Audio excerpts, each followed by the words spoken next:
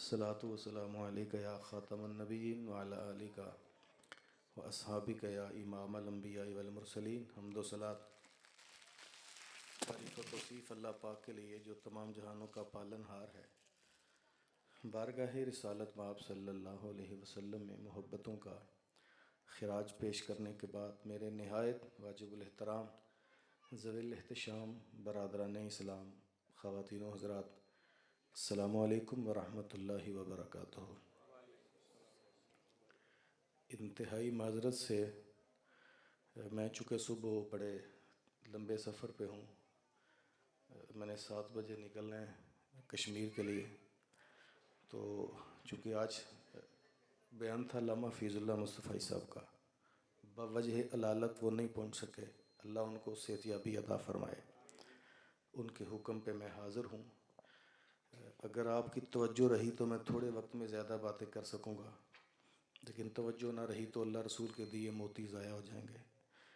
आयत तय्यबा मैंने तिलावत की है, अल्लाह मेरी ज़ुबान पे कलमा हक़ जारी फरमाए। सुनकर समझकर काबिल अमल बातों पर अल्लाह हम सब को अमल की तौफ़ीक़ अता फरमाए। इरशाद रब्बानी है, मन आमिला सालिहम मिन ज़ाकरिन व उनसा व हुवा मुमिनुन, जो नेक अमल करे वो मर्द हो या औरत, शर्त है कि वो मोमन हो। फ़लनुहयियन्नहु हयातन तय्यबा, अल्लाह का वादा है हम पकीज़ा ज़िंदगी अता फरमाते हैं। एक बार फिर तवज्जो से आयत का तर्जुमा समात करें। जो कोई नेक अमल करे वो मर्द हो या औरत, शर्त है कि वो मोमन हो। अल्लाह फरमाता है हम पकीज़ा ज़िंदगी अता फरमाते हैं।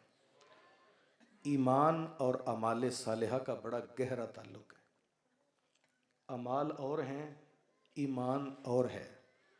ये दोनों एक दूसरे से हैं जुदा, लेकिन एक दूसरे को लाजुम व मलजूम है। मिसाल समात कर लें, जैसे नमाज और है, वज़ू और है। वज़ू नमाज में दाखिल नहीं है और नमाज वज़ू में दाखिल नहीं है। यानी वज़ू वज़ू है, नमाज नमाज है। वज़ू नमाज के अंदर दाखिल नहीं है, लेकिन नमाज वज़ू के बगैर होती भी, नमाज वज़ू का हिस्सा नहीं, लेकिन वज़ू के बगैर अदा भी नहीं होती। ये दोनों एक दूसरे को लाजिम हैं।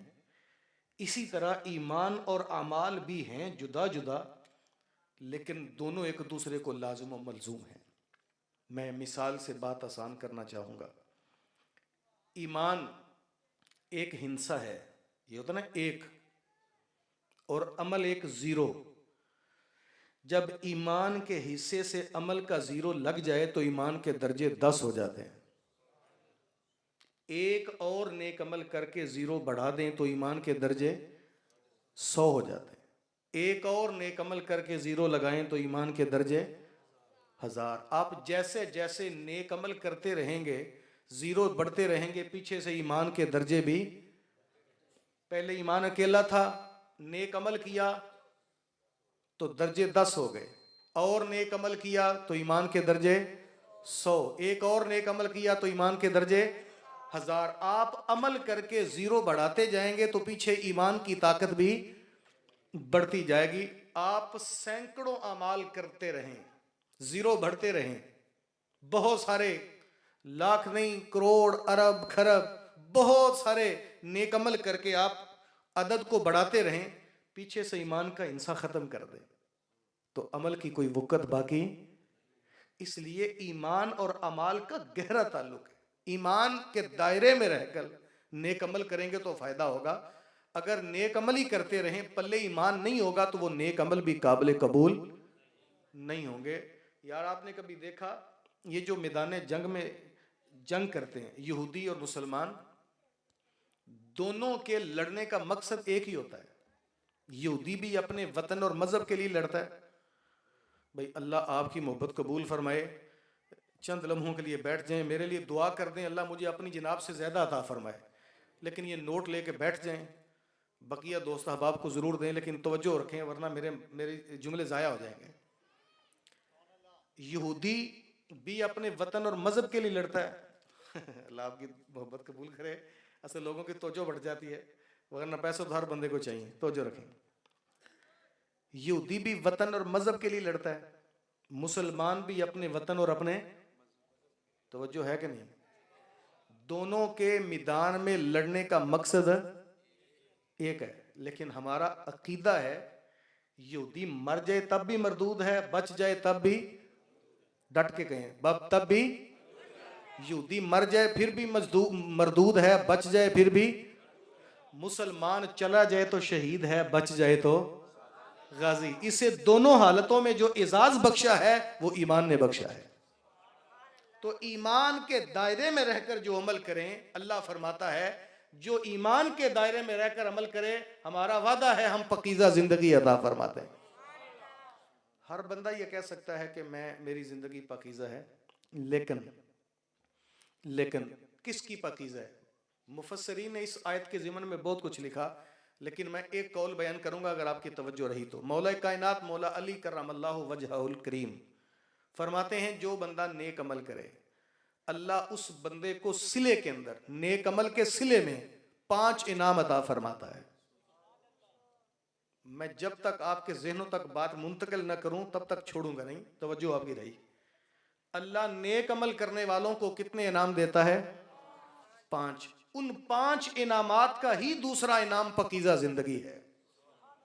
जो बंदा नेक अमल करे ईमान के दायरे में रहकर, उसको अल्लाह पहला इनाम देता है अर्रिज़्कुल हलाल। रिज़्क़े, फिर बोले रिज़्क़े हलाल। जिस बंदे का रिज़्क़ हलाल है उसकी दुआ भी कबूल होती है, इबादत भी कबूल होती है। जिसका रिज़्क़ पाक नहीं, ना दुआ कबूल होती है ना इबादत। ये मैं कहूं तो शायद आप कहें जज्बात में कहा। मुस्लिम शरीफ की रिवायत है, आका करीम सल्लल्लाहु अलैहि वसल्लम ने फरमाया युतीलु सफरहु, एक बंदा हरमे काबा में लंबा सफर करके आए, यमुद्दु यदैहि है, लंबे लंबे हाथ उठा के अल्लाह की बारगाह में दुआ मांगे, गिड़गिड़ाए, रोए, दीवारे काबा से लिपट जाए, गुलाफे काबा को थाम कर। हम तो मस्जिद में चले जाएं तो खुद को मुस्तजाबुद दावात समझते हैं, हरम का सहन हो तो फिर तो उससे आगे बढ़कर बात ही कोई नहीं। मेरे हुजूर फरमाते हैं लंबा सफर करके बंदा हरमे काबा में जाए, लंबे लंबे हाथ उठा के दीवारे काबा से लिपट जाए, गुलाफे काबा को थाम कर अल्लाह की बारगाह में या रब की इल्तिजा करे। मत अमहु हरामुन व मशरबहु हरामुन व मलबसहु हरामुन व गुज़िया बिल हराम। उसका खाना हराम का हो, पीना हराम का हो, लिबास हराम का हो, गिजा हराम की दी गई हो, फअन्ना युस्तजाबु अला ज़ालिक, बताओ अल्लाह उसकी दुआ कैसे कबूल फरमा लेता है। तो भाई हरमे काबा में हम जाएं, सारा साल बंदा बाजार में धोखा देता रहे, सारा साल सूद की रकम खाने वाला, सारा साल रिश्वत से अपनी तिजोरी भरने वाला, अपने लिए बड़े बड़े प्लाजे या बिल्डिंग बना के हाजा मिन फजले रब्बी लिखे तो वो पाक नहीं हो जाता। सारा साल गलत कमाई कमा के 2 मरतबा उम्रे पे जाने पे बंदा पाक नहीं हो जाता। हज उम्रा पाक नहीं करता, पाक मोहम्मद अरबी का किरदार करता है। पाक इंसान की जिंदगी को उसके नेक अमाल करते हैं। हुजूर ने फरमाया वो वहां जाकर हरमे काबा में जाकर दुआएं मांगे, गिड़गिड़ाए, रोए भी, खाना पीना लिबास गिजा हराम की हो तो अल्लाह उसकी दुआ कबूल, डट के कहें अल्लाह दुआ कबूल। रिज़्क़ हलाल हो तो समझें अल्लाह ने मुझे नेक अमाल का सिला अता फरमा दिया है। क्योंकि अब अल्लाह नेक अमल करने वालों को पहला सिला क्या देता है? रिज़्क़े, याद करके जाना, रिज़्क़े हलाल। अल्लाह दूसरा इनाम अमल करने वालों को देता है तौफीकुत ताआ, यानी फर्मा बरदारी की तौफीक। वो बंदा फर्मा बरदार होता है। नेक अमल करने वाला कभी नाफरमान नहीं होता। नेक अमल करने वाला कभी चौकों में, कभी फट्टों पे, कभी हमामों पे बैठकर गुजरने वाली अपनी माओ बहनों की इज्जतों को तार तार नहीं करता। नेक अमल करने वाला कभी अपनी नजरों से अपनी माओ बहनों की इज्जतों को दागदार नहीं करता। ओ भाई, नेक अमल करने वाला कभी स्क्रीन के ऊपर जब वो अपनी माँ बहनों की नंगी तस्वीरें देकर जब वो अपनी हाथियों की तरह या शहवानी रीछों की तरह नाचता नहीं है। वो तो माँ बहनों की इज्जतों का रखवाला होता है। जिसका अमल नेक होता है अल्लाह कभी भी उसे नाफरमान नहीं होने देता। जो मुसलसल अपनी जिंदगी में नेक अमल शुरू कर दे अल्लाह उसके सिले में उसको हमेशा फर्मा बरदारी की तौफीक अता फरमा देता है। अल्लाह अकबर। जिस बंदे ने जिंदगी भर नेक अमल किए हो वो नाफरमान नहीं होता। वो तो हाथ उठा उठा के लोगों को बताता है ओ मिलदा नहीं मोहम्मद वर्गा सारी विच खुदाई इस तस्वीर नुरानी कोलो गैरा रमज ना पाई। ये उनकी जुबान कहती है जिन्होंने जिंदगी में नेक अमल किए होते हैं। दूसरा इनाम अल्लाह देता है तौफीक अतात, फर्मा बरदारी की तौफीक, कि वो अल्लाह का भी फर्मा बरदार बन जाता है, उसके रसूल का भी फर्मा बरदार होता है। उसकी सारी जिंदगी दीन का प्रचार करते गुजरती है। वो दाढ़ी रख के ये नहीं सोचता कि लोग क्या कहेंगे, उसके सर का इमामा इसलिए नहीं उतरता लोग क्या कहेंगे, उसका लिबास इसलिए सुन्नत के मुताबिक नहीं होता कि लोग क्या। ओ भाई वो कहता है कुछ भी कहें, जहां नेक अमल करते मैं सोचता हूं लोग क्या कहेंगे। जब वो नेक अमल अपने सर पे इमामा पहनते सोचूं लोग क्या कहेंगे, मैं लिबास पहने सोचूं लोग क्या कहेंगे, और मैंने कभी नहीं सोचा अल्लाह और उसका रसूल क्या कहेगा। अल्लाह फर्मा बरदारी की तौफीक उसे देता है जो नेक अमल करे। दूसरा इनाम है फर्मा बरदारी। तीसरा इनाम हलावतुल इबादत। तीसरा हलावतुल इबादा, अल्लाह उस बंदे को इबादत में लज्जत अता कर देता है। इबादत में, फिर बोले इबादत में, फिर बोले इबादत में। हम नमाज पढ़ते हैं ना लुत्फ नहीं आता, हम सदका देते हैं लुत्फ नहीं आता, हम रोजा रखते हैं वो मजा नहीं आता। क्यों? इसका यह मतलब नहीं कि रोजे में लुत्फ नहीं है, इसका यह मतलब नहीं नमाज में लज्जत नहीं है। ओ भाई नमाज में लज्जत है, रोजे में लुत्फ और चाशनी है, हज करने में एक जब जाज़बियत है। हमें इसलिए मजा नहीं आता कि हमारी अदायगी में मसला होता है, नमाज के अंदर मसला नहीं होता। हम रियाकारी के साथ काम करते हैं, हम बनावट के साथ काम करते हैं, हम दिखलावे के लिए काम करते हैं, जिसकी वजह से अल्लाह ईमान में लज्जत नहीं देता। और जो बंदा दिखलावे के लिए काम नहीं करता अल्लाह उसको हर अमल के अंदर लज्जत अता फरमा देता है।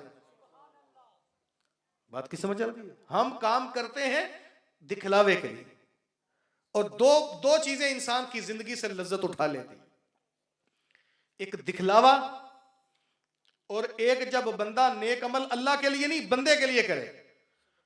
जब बंदा काम अल्लाह के लिए करे तो कभी भी वो अमल रायगा नहीं जाता।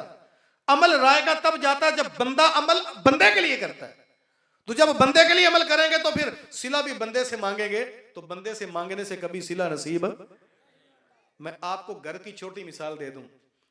मैं अपने भाई से मोहब्बत करूं, मेरा छोटा भाई, मेरे छोटे भाई की तालीम का मसला, मैंने उसके स्कूल से लेकर कॉलेज तक, यूनिवर्सिटी से लेकर जब वो उसके दफ्तर तक के तमाम अखराजात उठाए, अपने भाई को पढ़ाता रहा, उसकी ट्रांसपोर्ट के अखराजात, उसके दोस्तों के मामला सारे मैंने मेंटेन किए। एक वक्त आया कि मेरा भाई पढ़ लिख के जवान होकर ऑफिसर लग गया, मैं बुढ़ापे की जानब गामजन हुआ। अब मेरे हालात पतले हो गए और भाई के हालात बेहतर। गुमान ये करता था कि जितनी मोहब्बत इससे मैंने की, जो सलूक मैं करता रहा, ये भी मेरे साथ ऐसा ही सलूक करे। हालांकि ऐसा होता, और बताएं ऐसा होता, बंदा जितना मर्जी बासबर हो, एक दिन उसकी जुबान से ये लफ्ज निकलते हैं, ओ भाई भूल गया उन वक्तों को तू जब मैं तेरे लिए मेहनत करता, मैं रात को ओवर टाइम लगाता था तेरी तालीम के लिए, जतन किए मैंने तेरे लिए, तेरे स्कूल की फीसों से लेकर आला कॉलेज तक मैंने तेरे लिए जतन किए, तेरी यूनिवर्सिटी से लेकर तेरी ट्रांसपोर्ट के अखराजात मैं उठाता रहा। आज जब तेरे हालात बेहतर हो गए, चंद टके आगे, तू भूल गया हमें। पूरी तकरीर उसने सुनाई, लेकिन छोटे भाई ने यूं सर झुका के 4 लम्हे वो तकरीर सुनी, चलता बना। कोई हासिल हुआ? वो बोलिए। लेकिन ईमानदारी से बताना, मेरे से पूछ कर नहीं, अगर मैं सजदे में सर रख के अल्लाह से कहता बारी ताला छोटा भाई था, तेरे महबूब के फरमान के मुताबिक उसके साथ मोहब्बत की तो तेरे लिए, उसके अखराजात उठाए तो तेरी रिजा के लिए, उसके साथ प्यार किया तो तेरे लिए। अल्लाह जब मैं बंदा समझकर तेरे बंदे से मोहब्बत करता रहा, मेरी इल्तिजा है, मैं बुढ़ापे में हूं, अपने बंदे के साथ की हुई मोहब्बत के सिले के तौर पर अल्लाह मेरे से भी प्यार फरमा दे। तो अल्लाह मेरे से की हुई मोहब्बत जो मैंने उसके बंदे से की, अल्लाह मुझे बदला देता। अल्लाह बदला देने में मेरे भाई का मुहताज तो नहीं था, अल्लाह बदला जरूर देता, जहां से मर्जी अता फरमा देता। मैंने भाई से बदला मांगा, मुझे कुछ ना मिला, मैं अल्लाह से मांगता, वो कहीं अता फरमा देता। हमारी बर्बादी तब होती है, कभी शादियों पे जाए ना आजकल, तो सलामी देने का वक्त आए तो एक बंदा पेंसिल और कॉपी पे लिख रहा होता है। मैंने पिछले दिनों मैं की शादी पे गया, तो मैंने अपने करीब बैठे बंदे से कहा, जाओ यार उसको दे के आओ सलामी। तो उसने अपनी बीवी को बुलाकर कहा कि लड़के की वालिदा को देना। मैंने कहा भाई क्यों, आज तो मेहमान खुसूसी तो वो लड़का है, सलामी उसको बनती है, उसकी माँ को क्यों दे रहे हैं? आज के दिन अल्लाह ने उसे एजाज बख्शा है, भाई जो मर्जी है, भले ही बाद में माँ ही लेगी, लेकिन आप तो उसको पकड़ाओ। तो उसका जवाब सुनिए, वो कहने का इतने रश में क्या पता चलेगा किसने दिया और क्या दिया, क्योंकि हम न्योंदरा, हम शादी पे दी गई सलामी उस बंदे के साथ तावन के तौर पर नहीं दे रहे, हम उसको कर्जा दे रहे हैं। आज 5 देंगे कल 10 मिलेगा। हमने सोचा ही नहीं वो बेचारा दुल्हा है, डबल शाह तो नहीं है कि हम उसको डबल करने के चक्कर में दे रहे हैं। ये दी हुई सलामी सवाब नहीं देती, गुनाह देती है। आप ईमान से बताएं, आज मैंने अपने एक दोस्त को 10,000 रुपया सलामी दी इस नीयत से कल जब मेरे पे वक्त आएगा तो मैं 20 लूंगा। अब मैंने 2, 4, 10, 15 मतबा मुख्तलिफ मकामात पे जब वो सलामियां दी, हालांकि वहां तो बनता है कि एक मेरा भाई है, मेरा दोस्त है, मेरा रिश्तेदार है, उसकी खुशियों को दुबाला करने के लिए हम तामुन करने जाते हैं, उसे कर्जा देने नहीं जाते। हमने कर्जा दिया, अब मैं अपने बेटे की शादी रचाई इस नीयत से कि मैंने लोगों को बढ़ा दिया, मुझे आएगा, और जिसको मैंने 10,000 दिया था 20 लेने की नीयत से वो बेचारा कल परेशान हो गया, जिससे मैं 20 की तवक्को रखता हूं, वो मुझे 20 रुपए देने के काबिल नहीं रहा। बताएं क्या मैं क्या कर सकता हूं? मैंने कितनी नीयत लगाई थी यहां से 20 आएगा, वो बेचारा डिफॉल्टर हो गया, धोखा हो गया, उसका नुकसान हो गया, वो मुझे कुछ देने के काबिल नहीं रहा। क्या मैं उसके खिलाफ पर्चा कराऊंगा? अगर मैंने उस बंदे को 10,000 अल्लाह के लिए दिया होता तो आज मैं सजदे में सर रख के कहता, अल्लाह तेरे बंदे की खुशियां दुबाला करने के लिए 10,000 मैंने दिया था, अब अपने बंदे के सदके अपनी रहमत से मुझे सिला अता फरमा। तो अल्लाह मोहताज नहीं था, अल्लाह 10,000 से 20 नहीं बल्कि लाखों अता फरमा देता। तो नुकसान तब होता जब हम नेकी बंदे से करके सिला भी बंदे से मांग लेते हैं। नेकी बंदे से करो लेकिन सिला, डर गए हो, डट के कहो सिला। नेकी बंदे से करो और सिला अल्लाह से मांगो, कभी भी नुकसान नहीं होता। मेरा मालिक जरूर देता है भाई, वो पूरी कायनात का खालिक है और पूरी कायनात का मालिक है, वो किसी का मोहताज नहीं है। तो अल्लाह बंदे को तीसरा इनाम देता है जब वो हलावत इबादत, लज्जत मिलती है जब अल्लाह के लिए अमल करे। चौथा इनाम अल्लाह देता है अल कनाअत, तवज्जो रखना, अल्लाह जितना तूने दिया उसी पे तेरा शुक्र है। प्यार से, मोहब्बत से, ईमानदारी से एक बार ये जुमला कहें, मेरा कलेजा ठंडा हो जाए, अल्लाह तेरा, इंज नहीं, अल्लाह तेरा, फिर कहें अल्लाह तेरा। आका करीम सल्लल्लाहु अलैहि वसल्लम ने, बल्कि हदीस बाद में, कुरान पहले, कुरान कहता है ला इन शकरतुम ला अज़ीदन्नकुम, अगर तुम मेरा शुक्र करते हो मैं तुम्हें और ज्यादा अता फरमाता हूं। हम जो मौजूद है उस पर शुक्र नहीं करते और मांग लेते हैं। और बाज़ औक़ात ऐसा होता है, तवज्जो रखना, ज्यादा की हवस, ज्यादा की हवस हासिल का लुत्फ भी छीन लेती है। जो है हम उसका मजा नहीं लेते, जो नहीं है उसके चक्कर में जिंदगी बर्बाद कर देते हैं। एक बंदे के पास छोटी गाड़ी हो ना तो वो उसका मजा नहीं ले रहा होता, उसके दिमाग में गारंटी घूम रही होती है। जब दिमाग में गारंटी और नीचे कल्टस हो तो उसका भी मजा नहीं आता। ओ भाई अल्लाह का वादा है मियां, जो है इससे मजा उठा, शुक्र कर, इसके बदले जो नहीं है अल्लाह वो भी अता फरमा देगा। जो होता है हम उसका मजा नहीं लेते, जो नहीं है उसके चक्कर में जिंदगी जाया कर देते हैं। ओ भाई जितना दिया अल्लाह ने, जितना दिया, जैसे दिया, जब दिया और जहां दिया, जिंदगी में वतीरा बना ले, हर लम्हा कहें अल्लाह तेरा।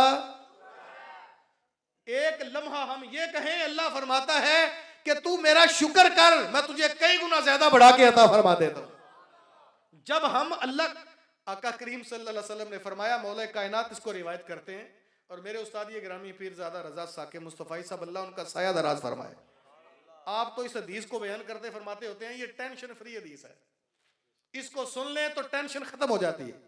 आका करीम ने फरमाया, अल्लाह फरमाता है मेरा जो बंदा मेरे दिए गए थोड़े रिज्क पे राजी हो जाए, कल कयामत के दिन मैं उसके थोड़े अमलों पे राजी हो जाऊंगा। और भाई जो भी अल्लाह ने दिया उस पे कहा करो अल्लाह तेरा, फिर देखो अल्लाह कितना अता फरमाता है। तो कनाअत अल्लाह ताला की तरफ से बंदे को नेक अमल के बाद चौथा इनाम है। पांचवा इनाम अल्लाह अपने नेक अमल करने वाले बंदे को देता है। पांचवा इनाम इस्तिगना अनिल खल्क। जरा पिछले दोहरा लें। अल्लाह नेक अमल करने वालों को पहला इनाम देता है रिज़्क़े, बोलिए रिज़्क़े। दूसरा देता है तौफीके फरमा बरदारी। तीसरा देता है इबादत में लज्जत। और चौथा इनाम देता है कनाअत, यानी अल्लाह तेरी तकसीम पे सबर, अल्लाह की तकसीम पे सबर और रिजा। पांचवा इनाम अल्लाह देता है इस्तिगना अनिल खल्क, यानी मखलूक से बेनियाजी। जब बंदा हर चीज अल्लाह से मांगे, अमल भी अल्लाह के लिए करे, तो फिर अल्लाह बंदे को बंदे का मोहताज नहीं होने देता। ये हमारी अपनी कोताही होती है। जब बंदा अल्लाह से ही मांगता है, किसी और से मांगता ही नहीं, तो फिर बंदा कभी रुसवा नहीं होता। बंदा बंदे को रुसवा करता है, अल्लाह बंदे को रुसवा नहीं करता। बात करो, बंदा कहता ना यार मैं बड़ा खज्जल, पिछले दिनों मैं 1.5 महीना कबल उम्र शरीफ से वापस आया, तो अल्लाह की तौफीक से तो इधर हमारे दोस्तों ने मुझे कहा कि हज़रत कैसा रहा। मैं कहा बड़ा ही लुत्फ आया, मज़ा आ गया। तो एक बंदा मुझे अपनी कहानी सुना कि यार मैं तो बड़ा खज्जल खराब है, बड़ी परेशानी, रैश दूर दे देती तो ये देता वो। मैं हंस पे, मैंने कहा मुझे समझ नहीं चलती भाई। कहने का क्या हुआ? मैंने कहा मेरे जैसे निकम्मे बंदे के घर मेहमान आ जाए और जेब में एक टका भी ना हो, तो मेरी कोशिश होती है कि दुकानदार से उधार ला के इसकी खिदमत करूं, मेहमान की खिदमत माड़ी ना हो। मैं अपनी बात सुना रहा हूं, जिसके पल्ले कुछ नहीं होता, अपने घर में भले ही इचार से खाना खा रहा हूं, चटनी से रोटी खाता हूं, लेकिन मेहमान की इज्जत के लिए मैं कोशिश करता हूं, भले उधार उठाना पड़े लेकिन मेहमान की अच्छी इज्जत करूं। ओ भाई, हम अपने मेहमान की अच्छी खिदमत करते हैं, अल्लाह रसूल का मेहमान कैसे खज्जल हो जाता है? मेरी समझ में नहीं आता। बंदा करतूतों से खजल होता है, अल्लाह रसूल नहीं रुसवा करते। बंदा जब वहां जाकर भी मामे खा बने तो फिर खजल तो होना ही। और बंदा वहां जाके इधर कहता है कि मैं तेरे दर के टुकड़े खासा, वहां जाके मैं ये करूं, उधर वहां जाकर था मजेदार साल नहीं लगता है, गुजरा वाले उस ठट नहीं होगा। ओ भाई शुक्र करें अल्लाह ताला ने तुम्हें पसंद फरमा के बुला लिया उधर। तो बंदा बंदे को रुसवा करता है, अल्लाह बंदे को रुसवा। जब बंदा अल्लाह से मांगता है तो फिर अल्लाह ताला बंदे को कैसे, अच्छा इसका ये मतलब नहीं है कि बंदा बंदे से लेन देन खत्म कर दे, ये जिंदगी का हिस्सा है, खत्म नहीं होता। लेकिन तरीका मैं बताता हूं आपको। कभी जिंदगी में कोई पैसों की जरूरत पड़े या किसी चीज की जरूरत पड़े तो जाहिर है बंदे के दिमाग में आता है दोस्त से मांग लूं, भाई से मांग लूं, सजन बेली से ले लूं, किसी रिश्तेदार से ले लूं, आंडी गुआंढी से मांग लूं, कोई ना कोई जेहन में चीज आती है ना। लेकिन मैं कहता हूं जब भी जरूरत पड़े किसी बंदे से मांगने से पहले सर सजदे में रख के अपनी जरूरत अल्लाह के हजूर पेश करो कि बारी ताला तेरा बंदा हूं, तेरा इन्ना इबादम मिन इबादिका, मैं तेरे बंदों में से एक तेरा बंदा हूं, मेरी ये जरूरत पूरी कर दे। और अल्लाह देने तो नहीं आता ना, अल्लाह तो जराए पैदा फरमाता है। अब अल्लाह ताला से जब बंदा मांगता है, यहां एक तवज्जो चाहिए आपकी, बड़ी अहम बात है। जब बंदा अल्लाह से मांग रहा होता है कि बारी ताला मुझे अता फरमा, अब अल्लाह तो जराए पैदा करता है ना, फिर क्या होता है जब बंदा बार बार सिर्फ अल्लाह से ही मांगता है तो मांगने वाले की हैसियत के मुताबिक, मांगने वाले की हैसियत के मुताबिक या फिर अल्लाह ताला किसी बंदे के दिल में इसकी जरूरत डाल देता है या इसके दिमाग में किसी की सूरत डाल देता है। बंदा नेक हो अल्लाह से मांगने वाला तो अल्लाह किसी के दिल में डाल देता है जा मेरे बंदे की जरूरत पूरी करके आ।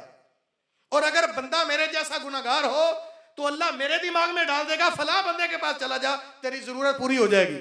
तो जब अल्लाह से मांगने के बाद दिल में या दिमाग में कोई चीज आती है तो जरूरत पूरी होती है, बंदा कभी रुसवा। और मुझे चलते राह बंदे ने बड़ी खूबसूरत बात सुनाई, मुझे लुत्फ आया, अगर आप सुनेंगे तो शायद आपको भी मजा आएगा। नूह अलैहिस्सलाम के दौर में एक बूढ़ी सी माई मुद्दतों अल्लाह की इबादत करती रही। आपको पता है कि उस दौर में उम्रें भी काफी तवील होती थी। नूह अलैहिस्सलाम की अपनी उम्र 950 साल थी। तो वो बूढ़ी अम्मा इबादत करती रही तवील मुद्दत। एक दिन अर्ज करती है बारी ताला तूने कई सौ साल मुझे अपनी बंदगी से नवाजा, जी भर के तेरी इबादत की तेरी तौफीक से। आज बार बार दिल में ख्वाहिश होती है काश कोई मजेदार सा खाना है और वो खाऊं। पता नहीं इसको मेरी नफ्स की ख्वाहिश समझ या मन की जरूरत, लेकिन जी चाहता है। और जब वो ये दुआ कर रही थी, शैतान करीब ही खड़ा सुन रहा था। ये भी सुनते जाएं, आका करीम सल्लल्लाहु अलैहि वसल्लम से कबल जितने भी नबी रूए जमीन पे मबूस हुए, सब के दौर में शैतान इंसानी शक्ल में भी आ जाता था। इसको सिर्फ हुजूर की उम्मत में ही इंसानी शक्ल में आने की जरूरत नहीं होती। अच्छा, शैतान ने सुनकर जाके अपने चेले से कहा, जा घर जाके बेहतरीन सा खाना तैयार कर और फलां जगह बूढ़ी माई इबादत करती है, उसको जाके पेश करना। पूछेगी तू कौन है, सीधा बता देना मैं शैतान का नुमाइंदा हूं। उसने कहा ठीक। जाके बेहतरीन खाना तैयार किया, मजेदार, जाके बूढ़ी अम्मा को पेश किया। अम्मा मजेदार खाना था और लज्जत से खाती रही। जैसे ही खाना खत्म हुआ, बर्तन पीछे करके हाथ उठाए, कहा अल्लाह तेरा, इंज नहीं है, अल्लाह तेरा, दिल से कहो अल्लाह तेरा। माई ने जब ये शुक्र किया तो वो परेशान हो गया कि इसने तो पूछा ही नहीं मुझे।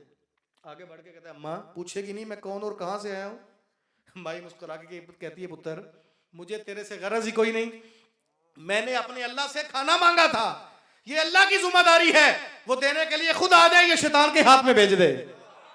मैंने तो अल्लाह से मांगा, मेरे अल्लाह की जिम्मेदारी थी। भाई अपने अल्लाह से मांगो तो अल्लाह देता है, जहां से मर्जी अता कर दे। जब अल्लाह देता है तो फिर बंदा कभी रुसवा नहीं होता। वो शख्स कहता है, मैं अपने घर से सुबह दफ्तर जाने के लिए निकलने लगा, फजर की नमाज मैंने जमात से पढ़ी, लेकिन तबीयत में अजीब सा एक बोझ था, परेशान था। मुझे दुख नहीं है, ना बच्चों का, ना माल का, ना खानदान का, ना घर बार का, मैं बड़ा मतलब सुखी हूं। लेकिन अचानक तबीयत पे बोझ, बस का आप भी महसूस करते होंगे ना, कभी कभी तबीयत पे ऐसा बोझ होता है कि उसके असबाब भी नहीं नजर आते। खैर मैंने कहा वैसे ही को बोझ होगा, मैं दफ्तर चला गया। सारा दिन दफ्तर रहा, तबीयत बेचैन रही। मैंने जोहर की नमाज पढ़ी, तबीयत बहाल ना हुई। मैंने दफ्तर बंद किया, घर आ गया, लेट गया, लेकिन तबीयत की बेचैनी खत्म ना हुई। असर की नमाज भी जमात से पढ़ी, तबीयत मुसलसल बेचैन। तवज्जो है, मैं बात खत्म करने लगा हूं, तवज्जो है।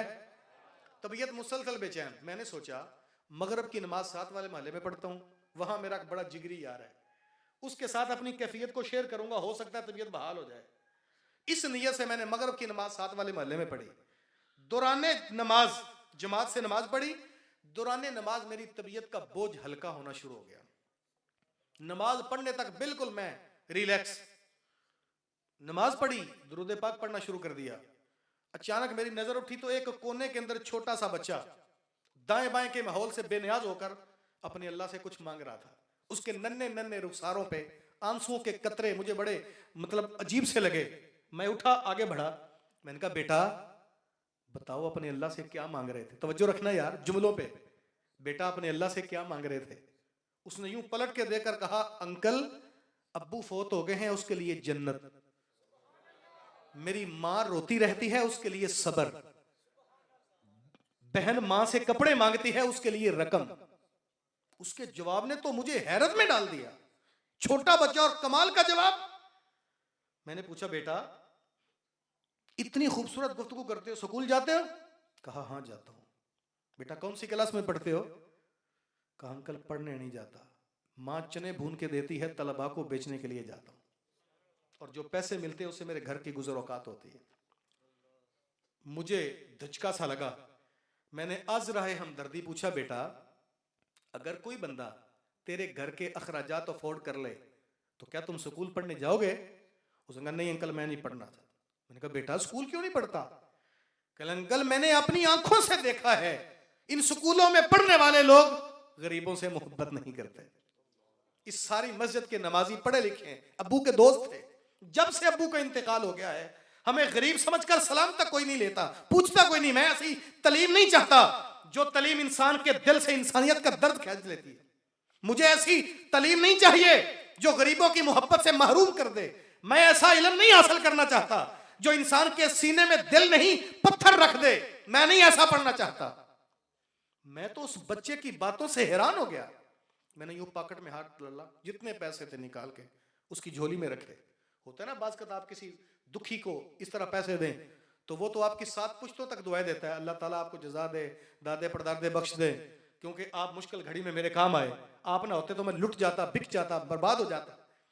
लेकिन मैंने यूं जेब से पैसे निकाल के उसकी झोली में रखे, उसने कोई बात ना की, मुझे कलमा तक ना कोई बोला। बेनियाजी से उसने पैसे पकड़े और अपनी जेल में डालकर हाथ उठा के कहा अल्लाह तेरा, ऐसे नहीं, अल्लाह तेरा, दिल से होके कहो अल्लाह तेरा। मैं बड़ा खुश हुआ कि बच्चे ने कमाल कर दी। मैंने दूसरी जेब से अपना कार्ड निकाला और उसकी झोली में रख के कहा बेटा, जिंदगी में कभी तुझे किसी चीज की या पैसों की जरूरत पड़े, इस कार्ड पे मेरे घर का और मेरी फैक्ट्री का दोनों एड्रेस लिखे हैं, मुझे जरूर बताना, मैं तेरे काम आऊंगा और मुझे खुशी होगी कि मैं तूने मुझे कोई सवाल किया तो मैं तेरे कोई काम आया। उसने मेरा शुक्रिया अदा करने की बजाय यूं पकड़ के कार्ड मेरी झोली में फेंक दिया, मैं तेरे से क्यों मांगू, यूं फेंक के कहा मैं तेरे से क्यों मांगू, मुझे दोबारा भी कभी जरूरत पड़ी उसी रब से मांगूंगा जिसने मेरी जरूरत के लिए सारा दिन तेरी तबीयत को बेचैन कर दिया था। वो मेरे अल्लाह की जिम्मेदारी है कि वो दोबारा भी मेरी जरूरत के लिए तेरी ड्यूटी लगाता है या किसी और की लगा देता है। और यार बंदे का तवक्कल भी होना चाहिए कि मैं अल्लाह का बंदा हूं, मुझे पैदा किया है, वो मुझे कभी भूखा नहीं मरने देगा, मेरे मुकद्दर का लिखा रिज़्क दुनिया की कोई ताकत छीन नहीं सकती। जब मैं मांगता अल्लाह से हूं, देता अल्लाह है, तो फिर कोई रुस्वा नहीं कर सकता। वो क्या एक सादा सा जुमला फेसबुक पे लिखा होता है कि बांट के खाने वाला कभी भूखा नहीं मरता और छीन के खाने वाले का कभी पेट नहीं भरता। ओ भाई, जब तवक्कुल मजबूत होता है, अल्लाह की जात ने रिज़्क लिख दिया है, मेरा भी लिखा आपका भी लिखा, मेरा तवक्कुल मजबूत है, तो अल्लाह का वादा है कि जो नेक अमल करेगा, नेक अमल करे, नेक अमल करे, ईमान के दायरे में रहकर फलनुहयिन्नहु हयातन तय्यबा, हम उसे पकीज़ा जिंदगी। याद रखना साहब, ये हमारी कोताही है, अजीब बात है। नमाज के वक्त सोने वाला सोकर उठता है, कहता है बंदे को अमल करना चाहिए। सूदखोर सूद की रकम खाने के बाद कहता है यार बंदे को अमल करना चाहिए। दूध में पानी मिलाने वाला खयानत करके कहता है कि बंदे को अमल करना चाहिए। राशि रिश्वत का धंधा अपनाकर ये राग अलापता है, बंदे को अमल करना चाहिए। ओ भाई, किसका नाम अमल है, किसका नाम अमल है?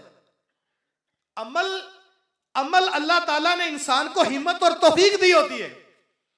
आज हम पूरी दुनिया के अंदर पीछे इसलिए हैं कि हम किस चीज को समझते, हम कैसे कामयाब होंगे। इकबाल सारी जिंदगी लोगों को यह बात बता बता के डंडोरा पीटता रहा। ओ भाई, आज 14 सदियां बीतने के बाद अबू बकर सदाकत के ताजदार हैं तो अमल की वजह से। आज पूरी दुनिया के अंदर अदालत उमर बिन खत्ताब पे नाज करती है तो अमल की वजह से। आज पूरी दुनिया में उस्मान गनी रज़ी अल्लाह ताला अन्हु मोहब्बतें बांटते फिरते हैं तो अमल की वजह से। आज मौला कायनात मौला अली जावो विलायत का मरकज है तो अमल की वजह से। और यार 15 सदियां बीतने को हैं, पूरी दुनिया में आज भी हर मुअज्जिन की अजान के अंदर बिलाल हबशी की यादें जिंदा है तो अमल की वजह से। सदियां बीतने के बाद इकबाल ने जब मुसलमानों की ज़बू हाली और कोता अमली को देखा तो इकबाल के कलम ने तड़प कर हमें पैगाम देकर कहा, अमल से जिंदगी बनती है, जन्नत भी जहन्नम भी, ये खाकी अपनी फितरत में ननूरी है। और मुझे आप बताएं भाई, जिस मुआशरे के अंदर, जिस मुआशरे, बात खत्म कर रहा हूं, जिस मुआशरे के अंदर वुज़ारा उनकी फलाही तदबीरें एयर कंडीशन कमरों के बगैर पूरी नहीं होती, जिस मुल्क के इंतजामिया और अदलिया के लोग कौमी मसाइल हल करने की बजाय हवाई अड्डों पे जा पे आने जाने वालों का इस्तिकबाल करते नजर आए, और मियां जिस मुआशरे के ताजर दुकानदार और गाहक बाजारों में जुआबाजों की तरह एक दूसरे को दाव लगा रहे हो, जहां मजदूर किसी कारखाने और फैक्ट्री में मेहनत मुशक्कत की बजाय कभी पेशाबगाहों, कभी चाय खानों, कभी होटलों, कभी जब वो फट्टों और हमामों पे बैठ के अपना वक्त बर्बाद कर दे। और भाई, जिस मुआशरे के शुआरा नेज़ों और तलवारों का ज़ौक़ अल्फाजों कलमात में पूरा कर दें, मुझे आप बताइए, जिस मुआशरे के तालिब इल्म के हाथ में किताब कलम और किरतास की बजाय जब वो कभी सिगरेट की डब्बियां, कभी हाकी और कभी बल्ले नजर आए, और भाई वहां जिस मुआशरे के नौजवान मर्द मजनू और जहां औरतें लैला बनने की फिक्र में हो वहां इस्लामी इनकिलाब नहीं आता। ये मुआशरे में सड़कों पे जाकर चंद नारे लगाने से कभी इस्लामी इनकिलाब पैदा नहीं होता। और तंजीमों के बुत बनाकर उनकी पूजा करने से कभी इस्लामी इनकिलाब नहीं आता। और भाई इस्लाम कैसे नाफज होगा? इस्लाम एक मुसलसल जुद्दोजहद और मरबूत अमल से मुमकिन है। इकबाल ने डंडोरा पीट के हमें बताया था, और मेरी मिल्लत के नौजवानों, इनकिलाब सड़कों से नहीं आता, इनकिलाब बुतों से नहीं आता। अमल से जिंदगी बनती है, जन्नत भी जहन्नम भी। ये खाकी अपनी फितरत में नानूरी है। आइए अमल करें, अमल की राहों पे जाएं, अमल की दुनिया में आए। अमल नहीं करेंगे तो महज आवाजें, महज हमारे नारे ये हवा में तितलियों की तरह उड़ जाएंगे, पल्ले कुछ नहीं होगा। इतने लोग आज हम रोजाना रोना रोते हैं। हुक्मरानों ने तो बेगैरती की हद कर दी, महंगाई का तो उन्होंने सिलाब तोड़ दिया। ईमान से मुझे आप बताएं, मैं कहूं जरदारी गद्दारी है, नवाज शरीफ चोर है, शहबाज शरीफ डाकू है, इमरान बेगैरत है, और फलां जानी है, फलां शराबी है, सारे हुक्मरानों का नाम लेकर रोजाना सोने से पहले मैं और आप 50-50 गालियां निकाल के सोएं। सुबह उठेंगे तो महंगाई खत्म हो जाएगी, अमन पैदा हो जाएगा, इनकिलाब आ जाएगा। किसका नाम इनकिलाब है? तो भाई अमल करें। आप अपने जमीर से सवाल करें। जो कौम ईमानदार हो और नेक अमल करने वाली हो, ऐसी कौम पे अल्लाह बदबख्त हुक्मरानों को कभी मुसल्लत है। तो हुक्मरानों को क्यों बेगैरत कहते हैं? अपने अंदर उतरे। हम लोग रोजाना हाथ उठा के अल्लाह से, जो वो चोर का हाथ काटने वाला हुक्मरान रोज मांगते हैं, चोरी छोड़ने के लिए तैयार नहीं है। रोजाना मस्जिद में जाके कहते हैं अल्लाह कोई उमर बिन खत्ताब का जानशीन दे दे, कोई शराब पीने वाले और जुआ खेलने वाले को सलाखों के पीछे धकेलने वाला हुक्मरान दे दे। ओ भाई, उमर बिन खत्ताब मांगने से जब वो इनकिलाब नहीं आएगा, उमर बिन खत्ताब बनने से इनकिलाब आ जाएगा। हम किसका इनकिलाब समझते हैं? हम लोग रोजाना दुआएं मैं अपने दोस्तों को बता रहा था, फेसबुक पे एक बड़ी खूबसूरत बात मैंने पढ़ी, मैं बात करके अपनी गुफ्तगू खत्म करता। वो एक मौलवी साहब ने मस्जिद में नमाज पढ़ाई ना, जमात कराई, जैसे ही सलाम फेरा एक नौजवान उठा, हजरत दुआ फरमाएं, हालात इतने बदतर हो गए हैं कि सुधरने की तरफ आते ही नहीं, हालात दिन ब दिन बुरे हो रहे हैं, हालात हमारे इतने गंभीर हो गए हैं कि अब तो हमारे मुंह से लुकमा भी छीन लिया गया है, दुआ करे को हालात बेहतर हो। मौलवी साहब ने दुआ करने की बजाय जेब से 5000 का नोट निकाला और पूछा, यार ये मुझे टूटियों से मिला, किसका है? एक नहीं 10 बंदों ने हाथ उठा के, मेरा है। मौलवी साहब कहते शर्म करो, ये तो मेरा अपना है। अपनी हालत, अपनी हरकतें ठीक करो, अल्लाह ताला बेहतर पैदा फरमाएगा। हम अपनी हरकत पे गौर नहीं करते। वो क्या किसी शायर ने कहा ना कि तुम खुद ही अपनी अदाओं पे गौर करो, हमने जो कहा तो शिकायत होगी। ओ भाई, नेक अमल करें, अल्लाह का वादा है मैं पकीज़ा जिंदगी हम तुझे अता फरमाएंगे। मेरी दुआ है आप लोगों की आमीन से, अगर मेरी जुबान से निकले ये टेढ़े मेढ़े बेतरतीब से जुमले आप लोगों की समझ आ गए हैं, तो मैं दुआ करता हूं अल्लाह मेरे जुमलों में असर डाल के दिलों में उतार दे, और मेरी माँ बहनों की गोदियां मोहम्मद बिन कासम जैसे जरी जवानों से हरी कर दे। और जो माएँ अपनी औलाद अपनी गोदी में गाजी इल्मुद्दीन जैसे जवान चाहती हैं, जो माँ चाहती है कि मेरा बेटा बायजीद बुस्तामी बन जाए, जो माँ चाहती है मेरा बेटा फरीदुद्दीन गंजे शकर बन जाए, वो सजदों में जाके दुआएं मांगे, वो बच्चे को किसी हॉस्पिटल में दाखिल न कराए। आला अकेडमी से फरीदुद्दीन नहीं बनते, आला कॉलेजों यूनिवर्सिटियों से बायजीद बुस्तामी पैदा नहीं होते। और भाई, माँ की गोदी से फरीदुद्दीन गंजे शकर जन्म लेते हैं। माँ और बाप अपना किरदार बेहतर करें, अल्लाह ताला नेक औलाद जरूर अता फरमाएगा। अल्लाह मुझे और आपको अमल की राहें अता फरमाए। वमा अलैया इल्लल बलागुल मुबीन।